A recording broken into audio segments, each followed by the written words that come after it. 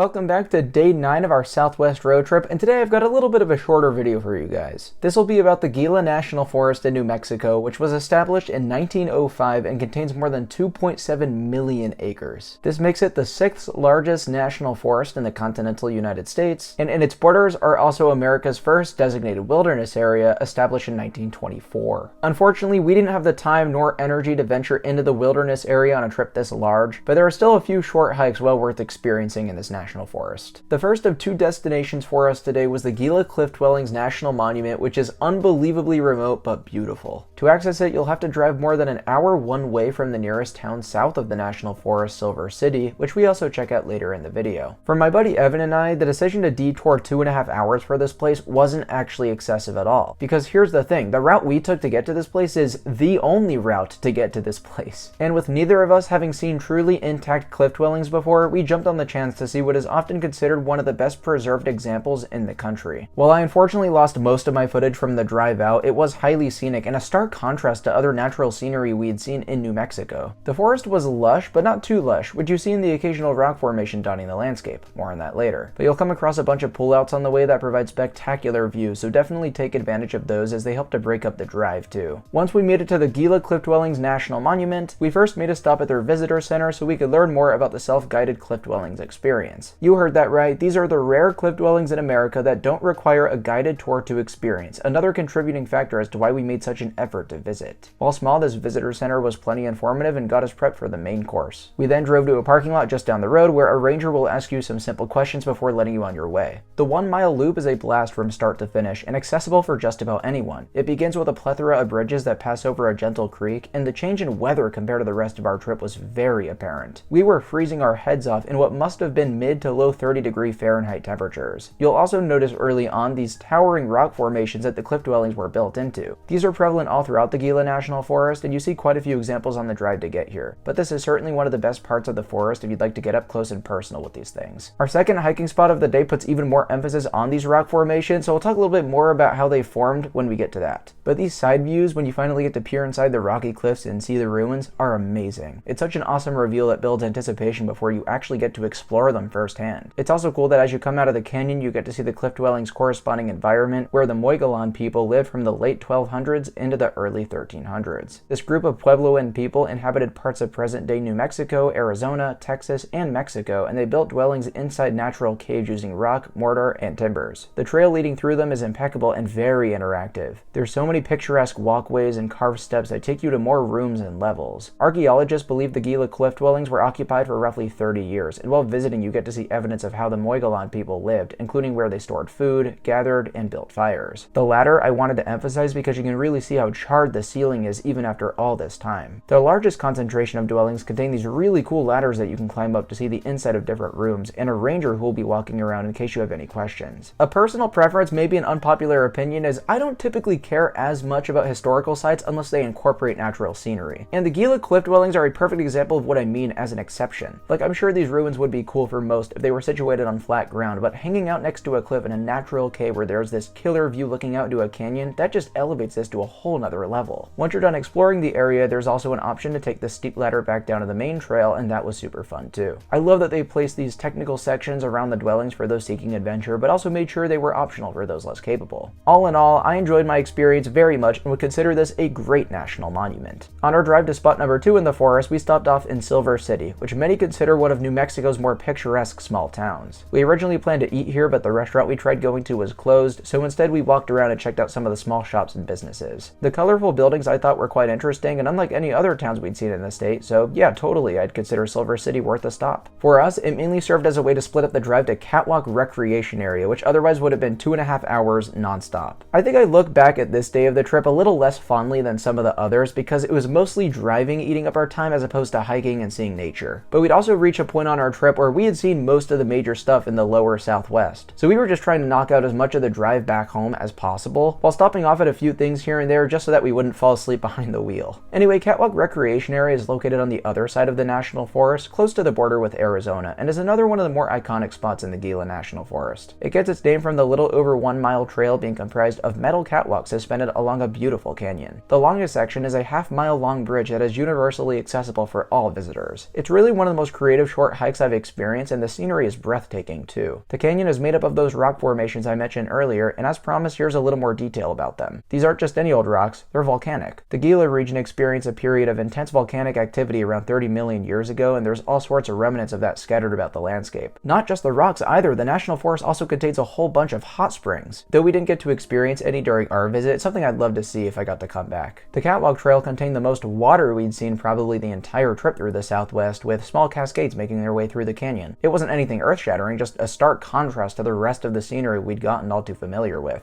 The last half a mile, I want to say, was void of the catwalks, but did have you walk right along the water. There was also an option to cross it at the end if you wanted to get to this little oasis with small waterfalls. Then you have to turn around, though it seems at one point the trail may have continued up this metal staircase. But going back the other way was fun. We enjoyed more of that unique scenery and trail design, this time with a different perspective, and it was just an awesome experience. You know, we may not have seen a lot in the Gila National Forest, but everything we did see was highly beautiful. Unless you're on a trip like the one we're on and are willing to drive a whole bunch of hours to see these spots, I probably wouldn't say they were 100% worth it, but I don't regret our experience at all. An all-around wonderful conclusion to our time in the amazing state of New Mexico. The Gila cliff dwellings were awesome. It was always a bucket list of mine to finally see cliff dwellings, and to see ones that were this well preserved is so cool to me. The catwalk was also really cool as well. The catwalk area wasn't as long as I was hoping it was going to be, but it was still really cool, and the whole canyon and the little waterfall we saw at the end, that was really cool. But both spots are super remote, and I don't know if they're totally worth going out of the way for just because there's not a ton to do at both, but they're both still really cool individual spots. Thank you all so much for watching. If you enjoyed this video, please be sure to give it a like and subscribe to Travel Dash for more content like this in the future. Until next time, I'll see you all in the next one.